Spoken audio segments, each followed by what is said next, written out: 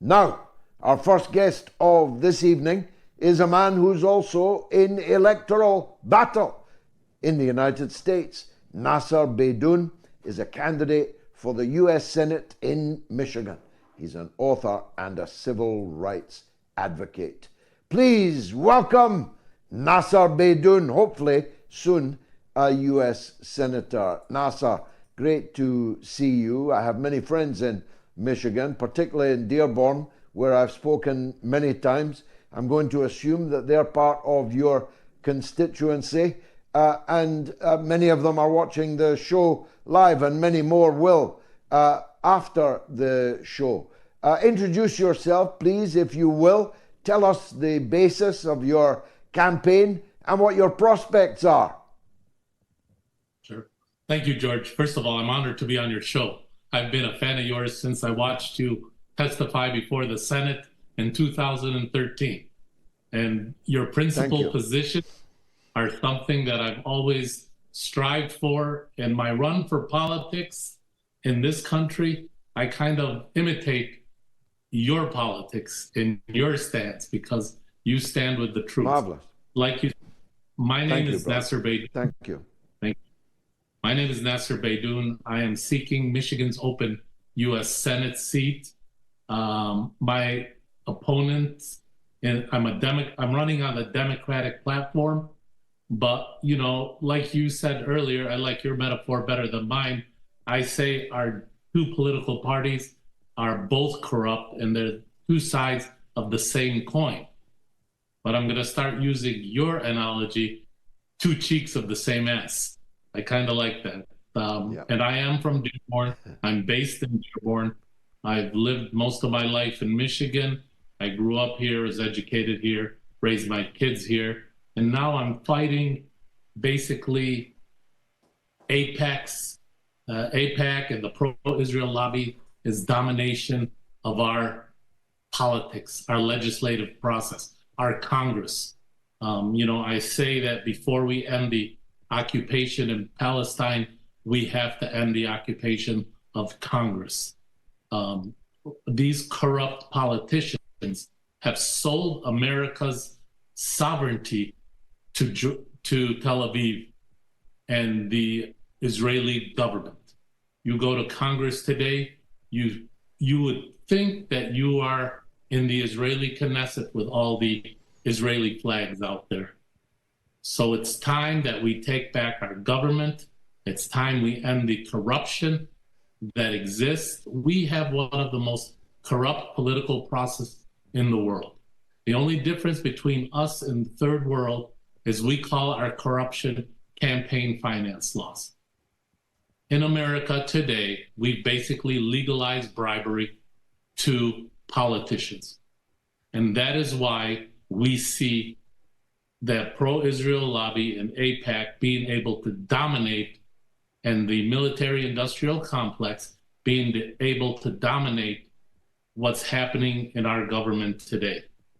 And for America to be able to survive, we need to change course. You know, it's ironic that a country like the United States, as great as we are, with 350 million people, that, you know, a good political system should allow the cream to rise to the top. But ours is such a cesspool that we only get the crap rising to the top. And both candidates running for U.S. office today, for the presidency of the United States, the most powerful position in the world. So it's time that America regains its humanity, its morality, and we elect people who are going to vote their conscience and not the money. I'm glad you put it that way, and you're quite a master at the metaphor yourself, I may say. I will steal your metaphor of cream versus crap. It's a very piquant way of describing what the rest of the world can see if their eyes are open. And I'm glad that you called it bribery. It's not campaign contribution. It's not donations. It is pure bribery. When I follow AIPAC tracker, Nasser, which I commend to everyone, AIPAC tracker, and I see the pictures and names of the people who have received hundreds of thousands of dollars from the Israel lobby, in many cases millions of dollars, in Joe Biden's case $11 million, we have to call this what it is.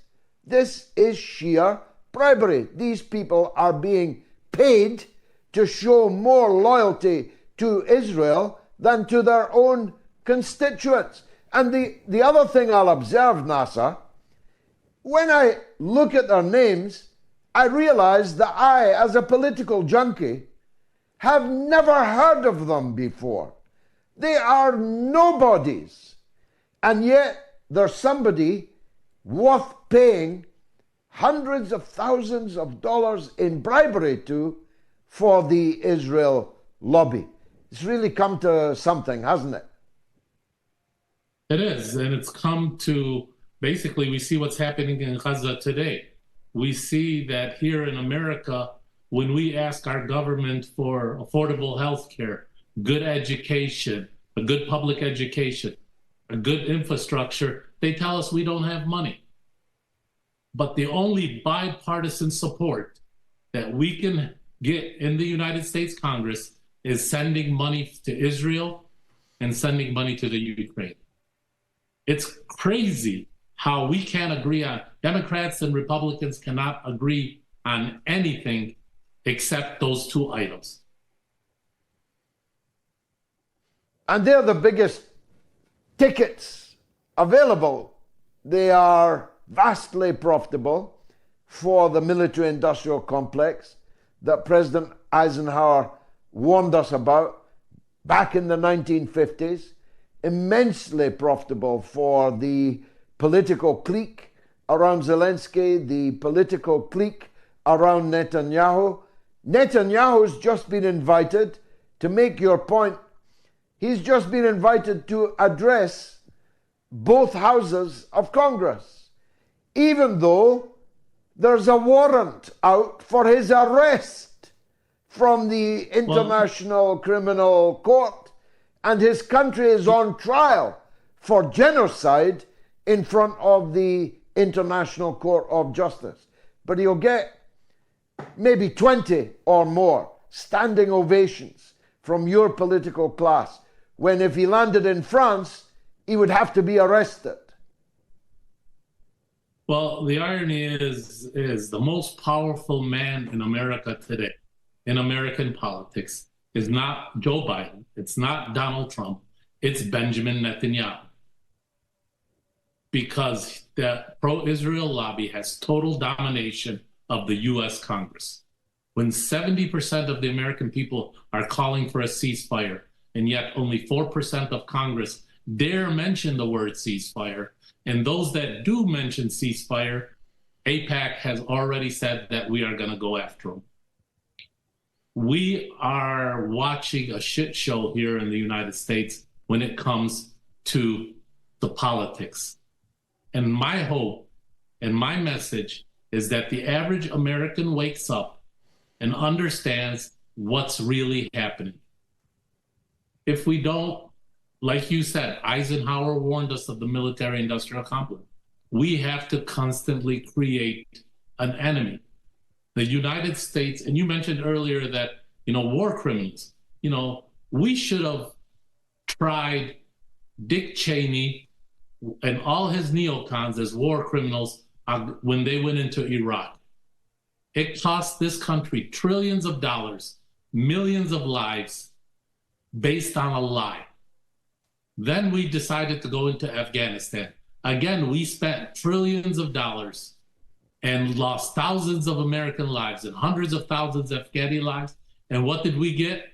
We said we were going in to remove the Taliban. The Taliban are now controlling Afghanistan. And not only that, they have American infrastructure that we built and paid for them to use. Our foreign policy sucks as a nation. We need to end the hypocrisy.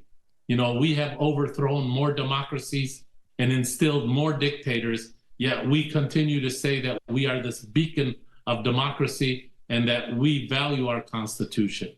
If we value our Constitution and if we value democracy, we would not fund a genocide in Gaza. We would not supply the weapons that are killing the women and children in Gaza. This is America's genocide as much as it is Israel's genocide. Well, you've got my vote already, Nasser. Let me ask you finally, if I may, who are the Israel fanatics in America going to back in November? Zion Don or Genocide Joe? How are the fanatic evangelicals going to vote? They're facing the choice between the hypocrite Biden, who claims to be a Roman Catholic, but actually opposes virtually every part of church doctrine, or the God-fearing Donald Trump, who pays hush money to hookers and, well, let's just say, would not pass many morality tests on any aspect of his life and character. What a choice for the supporters of Israel. What a choice for the supporters of family values. What are they going to do? Well, I can tell you this. I think this election is lost regardless of whoever wins as the president of the United States.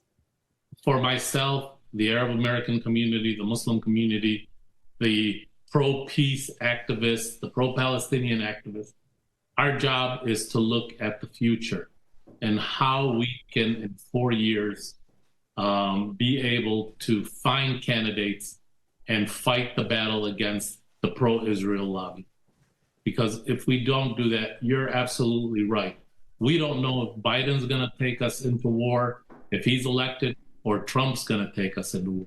We don't know if, Israel and Benjamin Netanyahu have been goading the U.S. to attack Iran. And we saw that we almost went to a full-scale war with Iran recently. We are on the cusp of World War III. We're actually in it right now.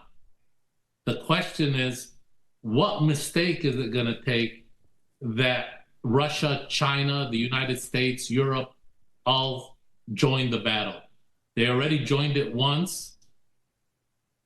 So, I'm not, there's an old American Indian saying that says, we don't inherit this world from our parents, we borrow it from our children. And I'm afraid what we're leaving our children is something of a mess. We've lost our humanity, we've lost our dignity, we've lost our morality. And when we sit there and watch these babies in Gaza being pulled out of the rubble, and these mothers and these entire families, and people can still, we have congressmen and senators who are basically advocating drop a nuclear bomb on them. We've got Nikki Haley, the idiot, going to and signing bonds with finish them on it. What kind of people are these that are supposed to be running this country? When are we going to say enough is enough? And you don't stand for me, you don't represent me, and I loathe what you stand for. She even drew a heart on the bomb. I don't know if you saw that. She drew a heart on a bomb, wrote the words, finish them, on a bomb that was about to fall on children in Gaza or on Lebanon. What kind of a person can she be? I'll tell you, a former high-ranking official of the United States and someone that Donald Trump is going to put in his administration. That's who she is. And then he's also talking about Tom Cotton might be his vice president, who was calling student demonstrators little Gazas on U.S. campuses. I'm worried. I am worried, and that's why I am running for the U.S. Senate, and I'm running on a platform that speaks the truth to power, George. And I don't care. They are trying to remove me from the ballot on a technicality, even though I am the first Muslim ever to get on a U.S. ballot, U.S. Democratic senatorial ballot in the history of the United States. We had 24,000 people sign our petition to get me on the ballot, and they're trying to kick us off because of a P.O. box. That's the democracy that we live in today, where people are, our political parties of the United States act like communist politburos of the 50s and 60s. And they tell you, this is your candidate, this is who you're going to vote for. And we don't believe in elections. We don't believe in debate. We don't believe in the process. This is the oligarchy that we have in America today. Well, many of your constituents are of Lebanese extraction. I often joke that Dearborn was the only place in the whole world I ever met police officers that were big supporters of Syed Hassan Nasrallah and the Lebanese resistance. And I was very glad they were looking after me. But many of your people are of Lebanese extraction. Lebanon and Israel may very well be in all-out war circa 2006, all-out war by the morning. Well, my parents come from Bint Jbeil, and I know you're very familiar with it in South Lebanon. So I'm very familiar with what's happening in South Lebanon. And we have a saying, the Arabs claim to have won every war they lost, but they claim to have lost the only war they won, which was 2006. So I think that Israel, we know that Lebanon, if they go to war, there's going to be mass destruction in Lebanon. But Israel also knows that if they go to war, there's going to be mass destruction in Israel. Israel has a formula. If you remember, people forget history, but I'm a history buff. When Israel occupied South Lebanon in 1982, and that is one of the main reasons that Hezbollah was created, to fight Israel's occupation. When they got to a ratio of 10 Lebanese to 1 Israeli killed, Israel withdrew from South Lebanon. Israel is okay with killing 1,000 Lebanese or 10,000 Lebanese or Palestinians to every 1 Israeli. But when their ratio gets closer, then they don't know what to do. What's happening in Gaza today for Hamas to be able to sustain this for almost 8 months is unprecedented in Israel's history. The Arabs are Israel's used to wars with Arabs that last a couple of days, 4 or 5 days, 6 days, and then they give in. But this isn't the new Middle East. So Israel has to decide, do I want to try and live in peace and give the Palestinians their legitimate aspiration? Or do I watch my enemies continue to grow and get stronger? And even the United States is going to come to a day that can't save Israel. This is a momentous moment for me, Nasser, because you just quoted rather a wise saying back at me that I actually invented. I told the Prime Minister, Signora, in Beirut, I said to him, the Arabs claim to have won every war that they lost, And now you're claiming that you lost the only war that you won. And the next senator for Michigan has just quoted it back at me. A momentous arrival of a rather nice boomerang. Thank you very much indeed. It's Nasser for Michigan, for me. Everyone, get right behind him. Thank you very much, sir, for coming on the mother of all talk shows.